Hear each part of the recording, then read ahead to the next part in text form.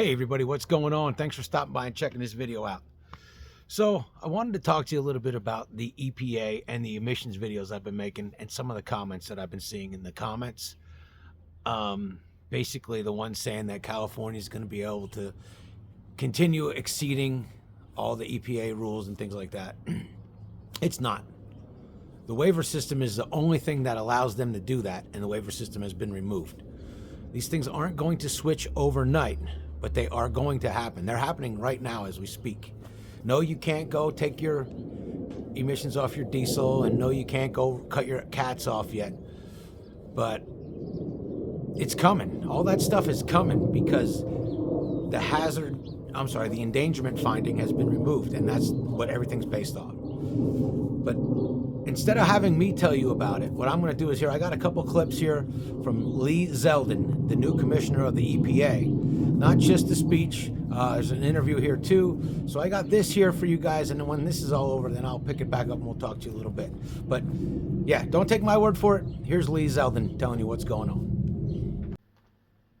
Today, I'm pleased to make the largest deregulatory announcement in U.S. history. The Environmental Protection Agency is initiating 31 historic actions to fulfill President Trump's promise to unleash American energy, revitalize our auto industry, restore the rule of law, and give power back to the states. EPA will be reconsidering many suffocating rules that restrict nearly every sector of our economy and cost Americans trillions of dollars. Our actions include the Biden administration's deeply flawed Clean Power Plan 2.0, mercury and air toxic standards, Quad-O BC, particulate matter 2.5, light, medium, and heavy car and truck rules, NESHAPs, and the so-called social cost of carbon. To advance cooperative federalism, EPA will partner with states that were universally rejected by the last administration's Good Neighbor rule. Among many other actions, today's momentous day also includes the 2009 endangerment finding, along with all actions that rely on it. I've been told the endangerment finding is considered the holy grail of the climate change religion. For me, the U.S. Constitution and the laws of this nation will be strictly interpreted and followed. No exceptions. Today, the Green New Scam ends as the EPA does its part to usher in the golden age of American success.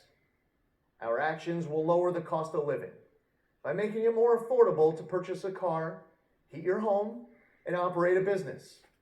Jobs will be created, especially in the U.S. auto industry, and our nation will become stronger for it. From the campaign trail to day one and beyond, President Trump has delivered on his promise to unleash energy dominance and lower the cost of living. We at EPA will do our part to power the great American comeback. Administration will immediately begin producing energy with beautiful, clean coal. What else can you tell us about that? This really ties to the regulations in many respects that we announced last week, which is the largest deregulatory announcement in the history of the country. What we saw during the Obama and Biden administration was a deliberate effort to try to regulate coal and other forms of energy out of existence. And that is the opposite of what we should be doing right now. Americans are desperate to be able to afford energy supply, and coal is a big producer of energy in many parts of this country, and we cannot be tone deaf to that demand of the American public. So we saw a Clean Power Plan enacted by the Obama administration. The Supreme Court said it was unconstitutional. So what did the Biden administration do? Clean Power Plan 2.0. That's one of the regulations that we will be looking at, because we are not trying to regulate industries out of existence to fulfill a radical left-wing environmental agenda. We want to be smart about it, deliberate about it. We want to protect the environment, and we want to grow the economy. This week, the EPA called this the most consequential day of deregulation in U.S. history. What do you mean by that? It's the most amount of deregulation ever in the history of America. And during the Biden and Obama administrations, there were all sorts of rules and regulations that were coming out And there was this demand on the left that these should be treated as new commandments, etched in stone. They were targeting a lot of the energy supply, targeting a lot of jobs. As a result, the cost of living goes up when it becomes harder to purchase a car or heat a home. And President Trump campaigned on protecting, unleashing American energy. He wants American energy dominance, and we're going to do our part at EPA to deliver it.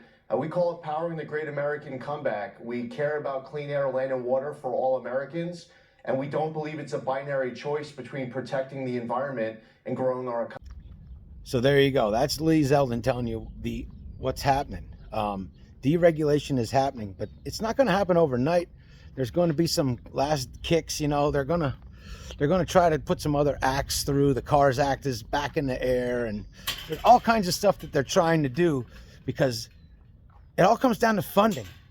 You know, like California CARB, the budget used to be $2.6 billion. They got $2.56 billion cut from their budget. A lot of the people that work for CARB have voluntarily put in for transfers to different departments because they know that department is going away. They're not going to be able to pay them. But anyway, there you go. There's it, straight from the horse's mouth. Whether you like it or not is irrelevant because that's what's going down. I appreciate you stopping by and getting this all cleared up. That's going to do it for this one. We'll see you on the next one. Keep on vanning.